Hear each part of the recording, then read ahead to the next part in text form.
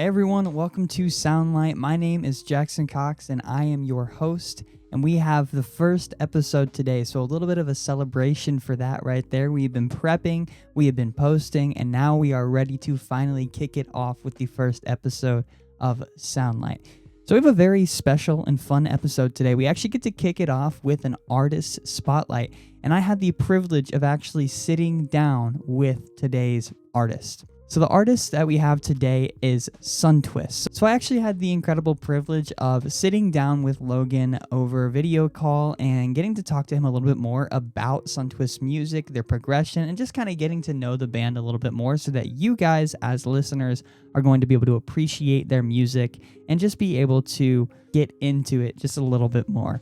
Without further ado, I don't want to take up too much time at this beginning here. Let's go ahead and hop into the interview with Logan, and I'll chime back in here in the studio a couple times just to add some things. So I am here with Logan from SUNTWIST. He's the lead singer, and we're going to talk a little bit just about the band, about the music in general, kind of what we're going over to give you an overview of what the podcast is. It's called Soundlight. And it's basically a music discovery podcast where we talk about lyrics, songs that I'm liking, bands that I'm liking, just kind of highlight specific artists. And you guys right here are going to be the first artist on the episode. So congratulations for that. There we go, bro. We're honored. Excited to be here. Yeah, dude, I'm very glad to have you here. So I'll just go ahead and dive right into it. So the SUNTWIST music has definitely taken a shift now compared to what it used to be at the start. So do you kind of want to talk a little bit about what you guys were doing at the start? Yeah, well, let's start at the very beginning.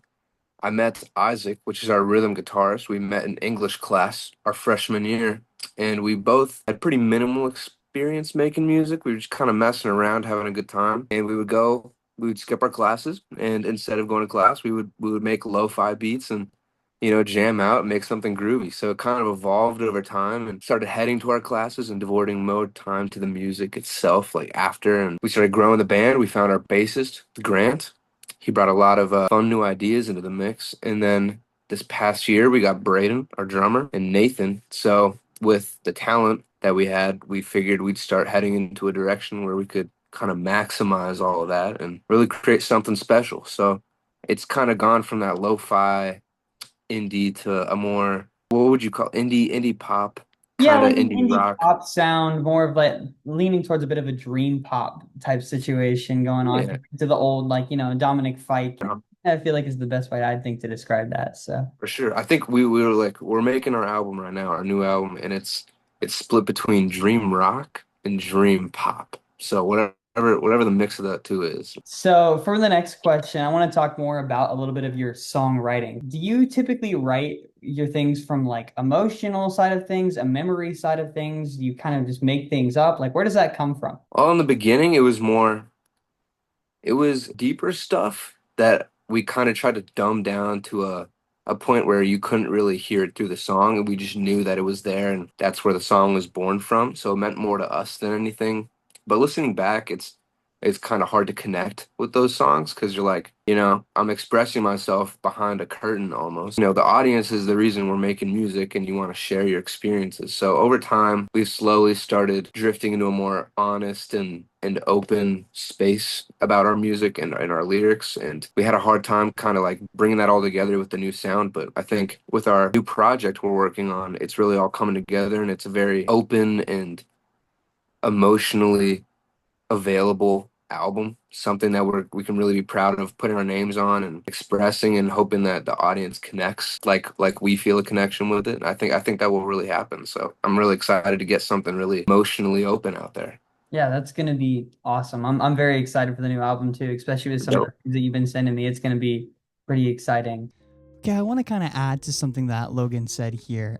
You see that his songs have now gone from this more a bit of an emotional curtain, like he said, to now the more emotional side of things over here with this new album coming out. I think that's something really important as an artist to touch on, because that's one of the things that we want to do here at Soundlight is not only orient this towards the listeners, but if we have musicians in the crowd, I want to be able to add some inputs on that, and let's talk about this stuff down in the comments. But as artists, we can continuously change and evolve our music. And SUNTWIST is a perfect example of that. And I just wanted to go ahead and add that in there. So let's go ahead and hop back into the interview and talk a little bit more about SUNTWIST lyrics. So about with like your lyrical side of things, and you talked a lot about this with the emotion within your new album. What's one of your like favorite lyrics that you've written that really still surprises you on the emotional side of things that you're like, man, I can't believe I wrote that. I can't believe I put that out there. Mm, it's kind of hard to choose. We're losing our bassist in 9 months. He's going to be moving away.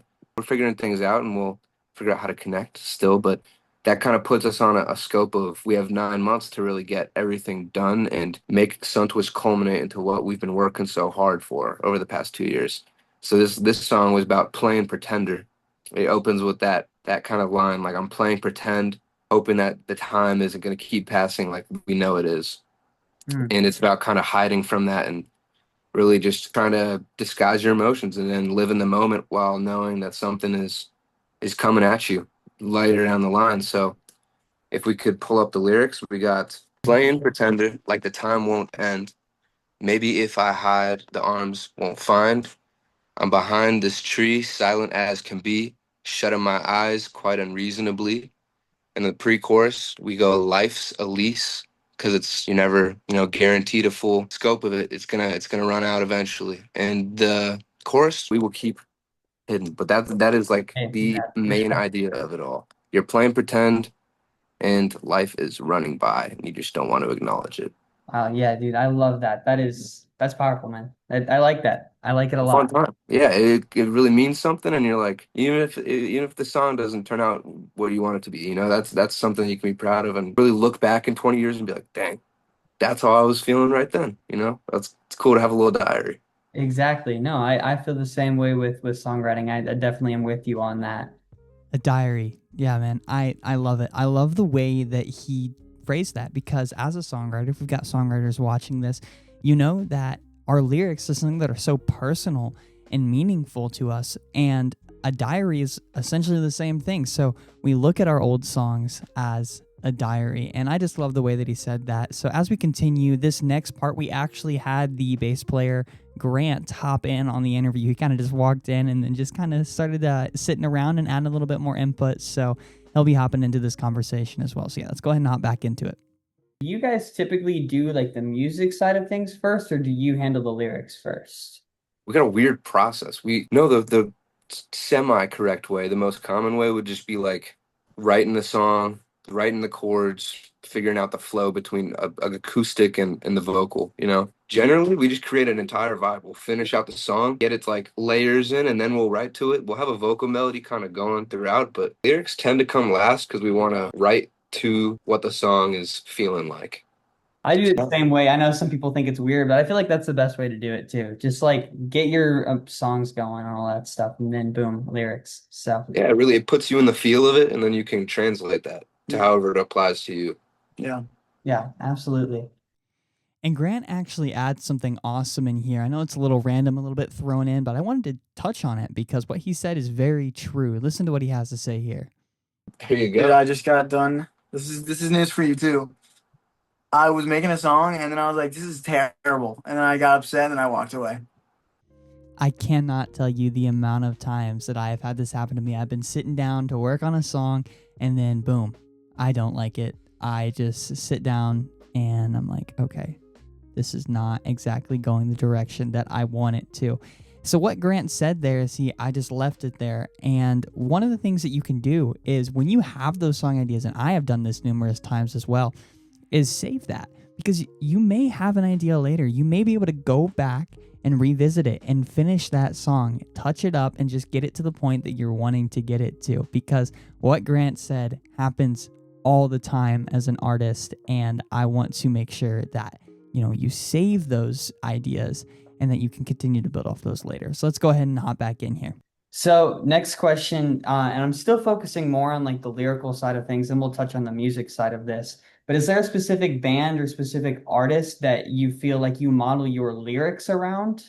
I wouldn't say I'm really mirroring off of anyone lyrics wise. I think that's like a more personal thing. But with the newer stuff, I've tried to mirror how you construct your lyrics, like the symbolism and metaphors rather than being straight up, straight to the point, or in certain cases, being straight to the point, not beating around the bush. I think you can take that from a lot of artists. Like, personally, I love listening to Joe, his new album, The Crux. That was a really good listen, and the way he expressed his ideas, not always directly, was something I've taken a lot from. And then on the musical side of things, where do you guys lean? We like the kind of indie rock, but with the more dreamy sound coming out of it. So there's definitely a lot of Hers influence in basically everything we do. So taking a little shift over to the live side of things. So how do you guys like, obviously, you're writing now more emotional songs. You're leaning more into that emotional tendency rather than some of your older things. That being said, when you have fans come to a concert, how do you expect them to, leave that concert emotionally? What emotion are you trying to invoke upon them? Full honesty, if they connect with something deep, that's great. But we want them to come and walk out of the concert thinking, "Dang, that was a great time. We were jumping around. We were with our friends having a good time." And the songs can be as emotionally loaded as they want. But if you're not jumping around having a good time or enjoying yourself in your own way, you're not doing it right. You're not having a good time there. So, however, each person would like to enjoy the show, we hope that we can kind of hit that entertainment. You know. Yeah, no, that makes perfect sense. So we're talking a lot about emotion because that's kind of the core of the podcast is just I love to deep dive into the lyrics of things and find the emotion in them. So then that leads to a song of you guys is what song do you feel deserves more attention than it has right now? Especially maybe on the emotional side. It doesn't even have to be. Just what song are you guys really looking, to get more attraction to? Does it have to be out already? That's No. the problem. Well, What'd you say? I mean, so our things out right now aren't incredibly emotionally loaded, but like the one we just released, Band-Aid Bleed, it Mhm. kind of brings you back to like your childhood, running around, being a little devious little kid in your neighborhood, nostalgic, talks about water guns and candy cigarettes and staying out a little past what your mama wanted you to. And that was just a vibe that we had a great time recording. We were there in Cincinnati over the summer, and we wrote it in like 4 hours, and it was peak summertime, and it kind of brought you back, back to when you were a kid in summertime. It was great. It was a great feeling. Solid, man. Yeah. Is there any song, I guess, apart from the emotional side of things that I guess is out right now and that you guys are like, this song needs more traction. Like, we need to be rewarded for this one, man. All right. Personally, I'd just say Band-Aid Blue. Band-Aid, Yeah, Just came out. I feel like Band-Aid the, Bleed. Yeah, Perfect. the winner. It's a Band-Aid it's a Blue. phenomenal song, man. It's a fun one. You just jump around, you have a good time. When you play it live, no choice but to jump at that point. Yeah, absolutely. Well, do you guys have anything else that you want to add about SUNTWIST? They're on the songwriting front, the musical front, anything else? You guys mentioned the album coming out. Do you guys know when that's coming? When it comes out. When it comes. All right, all right. When I it feel that. comes. I feel that. Yeah. But we're really excited for what's to be coming from SUNTWIST. And I think if you like our stuff now, you're gonna like it a whole lot more come a few months. So just stay tuned, and there's a lot on the way. We're constantly working to get something out. So we appreciate everyone that comes to our shows. We just got to play a show with you last Friday. That was a great time, It was a great time. We love it when new faces come to the shows and they can interact with the people that have been coming. So Hey, you got that crowd moving on Friday, man. Like that's what was up. that's the goal, man. That's the That's the goal. goal. Hope we Awesome. can do it on a bigger scale each time. Yeah. And ladies and gentlemen, that is today's episode of Soundlight. So thank you so much again to Logan from SUNTWIST for sitting down with me and talking about his music, and then Grant coming in there, adding a couple pieces of wisdom and just being a part of the interview. Really, really appreciate those guys. They are incredible. You should absolutely go and check them out. It is SUNTWIST. That's one word, SUNTWIST. I'll put it up here on the screen. And you should go check them out on all platforms. They just had a new song come out that you heard them talk about, Band-Aid Bleed, and they have more songs that are incredible, and they are lined up for release throughout the rest of this year until they release that album, as you saw when they released the album. So stay tuned on their social media as well. All links for that will be down in the description below. Thank you all so much for watching, and I will see you all next time on Soundlight. This is Jackson signing out.